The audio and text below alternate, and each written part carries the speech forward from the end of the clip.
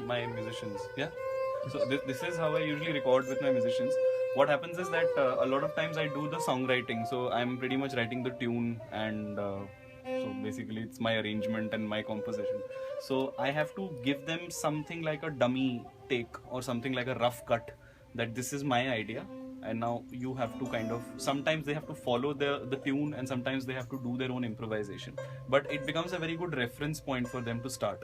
Otherwise what happens is, if I just start singing everything to him, it'll waste his time, it'll waste my time, and studio time in any case is, I mean, it's very very precious. So what we need to know is that we are on the same page as far as the composition is concerned, and that whatever I have sung as a dummy is something that is a very good starting point or a reference point for the musician to kind of build on, and then they can do their own thing, but they get a very good idea of what they have to do. So that's exactly what we're doing here. I have 2 parts which I have sung for him. It's a very bad take because it was a rough cut. In the fair, I promise I'll sing much better. But so the first take that we did was this one. I'll just play it to you.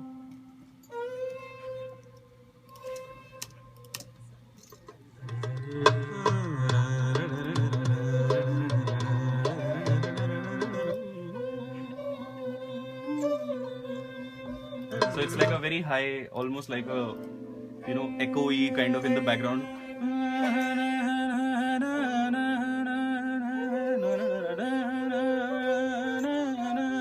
It's like a background kind of a thing. So it'll keep playing like a loop with the music. Okay. And then there is another layer on top of that which he will also play.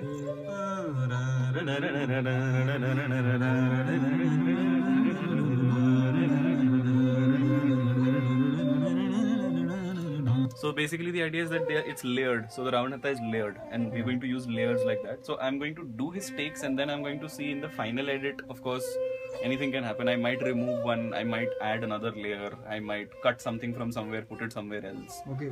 So do you also have that Rema Pani, vocal? Yeah, the Rema Pani bit is actually the hook of the song, which comes after this section. Okay. So we are basically going section by section. So the first part is this percussive section where the Ravanatha pretty much plays along with the rest of the instruments, and in some parts there are solo sections, so it kind of shines, and we've given it the highlight.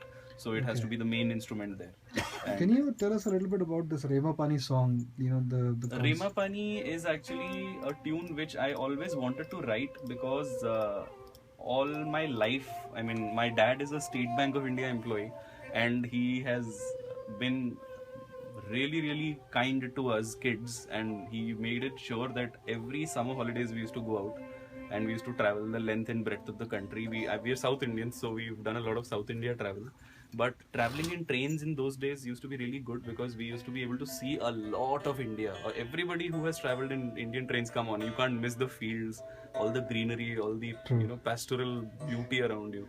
So I guess that kind of stuck in my head for a very long time. So अब जब थोड़ा बड़ा हो गया, when I kind of I don't know, became a little mature, I guess, whatever it is, whatever you want to call it. Then that's what we all think, but yeah.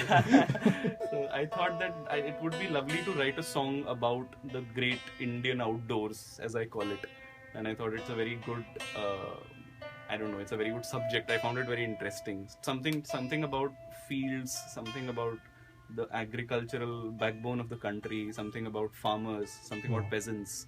So the lyrics are also like that. I can in fact just show you the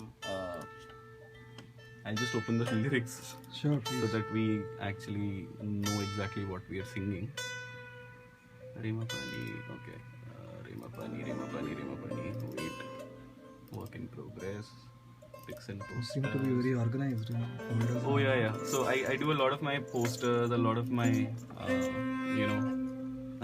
So did you create this? I keep fooling around with all softwares to make posters and blah blah blah. So it just kind of happens. Okay, so Rema Pani, the lyrics are actually खेतों के संग जैसे हो मस्त पवन बोरी लहराए. मतलब the wind is, I don't know, going crazy with the fields, I guess. A literal translation in English will make it kind of stupid, but you don't have to do खेतों के संग जैसे हो मस्त पवन बोरी लहराए, बीते दिनों की यादें यौवन की पुहार हैं लाए, माटी की खुशबू जैसे खोया एक साथी मिल जाए, फैली हो खुशियाँ चारों ओर, रेमा पानी पमा रेमा Wow. पानी. So Rema Pani becomes the hook, and it is in Rag Brindavani Sarang. So it uses Shuddha Sarang also. So that is what I have. I have a tendency of working in Rag-based scales, but I don't claim to be a classical musician because I'm clearly not. It takes like a lifetime of experience and dedication to the craft to be able to play classical concerts. So I have learnt a bit, yes, and that's exactly what I'm utilizing. And I have a very, I guess, a natural tendency for fusion, a fusion kind of sound. So I like to meddle around with Western sounds and Indian sounds. So the main hook, the main melody for me should be something which moves me first, and which for me is powerful enough that I can convince other people to join in and make the sound even bigger. Wow. So tell me That's it. one thing.